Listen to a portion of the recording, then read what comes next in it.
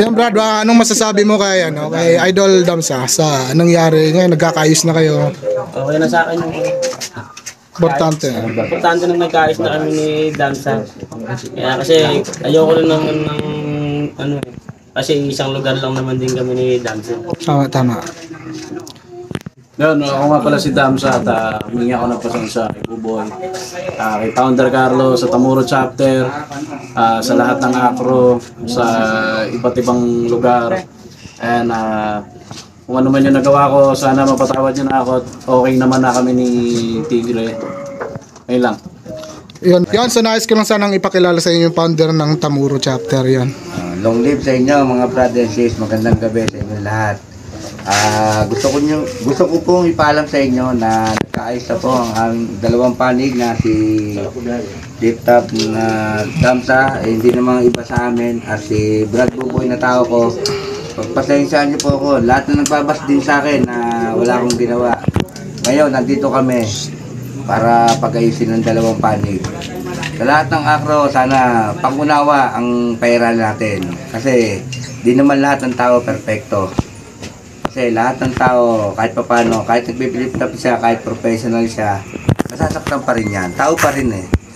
Masakit man mga binibitawan nilang salita, sa bandang huli, doon pa rin, nakakaayos pa rin silang dalawa. Dahil sa pamumuno ng mga aming sila Brad Nela, sila Council Nela, sila Brad, si Founder, Muntur, saka sila Brad. Kaharap kami dito sa lahat ng Brad natin. Sana, mga council officers natin dito. Sana wag na natin iyan si Brad Damsa na okay na. Sa aming Tamuro Chapter, okay na. Nagkaayos na sila. Sana wag na natin silang ibas. Wag na natin pahabain ang issue. Itanggalin nyo na yung mga post nyo na mga hindi magaganda sa kanila. Yun lang po, maraming salamat sa inyo. So ito po yung GS ng Tamuro Chapter.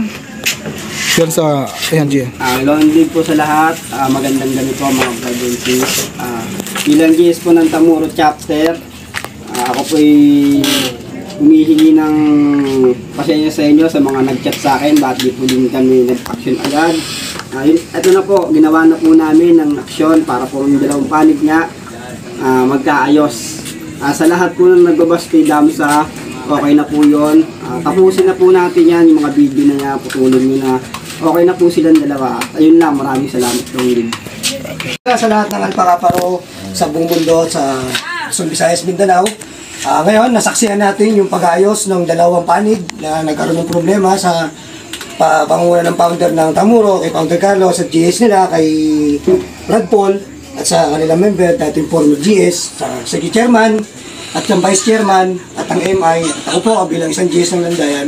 Saksi kami. Ngayon po, sa lahat po, nang gumawa ng video o gumagawa pa, nagpapakalat pa, nakikiusap po kami, kasama ang pamunuan ng Tamuro, pakitigil na po, okay na po sila, may settlement na po silang pag-uusap, okay na po. Hindi na po maulit yung ganito pangyayari. Pakisuyo na lang din po ulit, inuulit ko po, pakibura po lahat ng video na meron po kayo sa phone nyo, at huwag na po natin palalayin si social lamang po. Long live!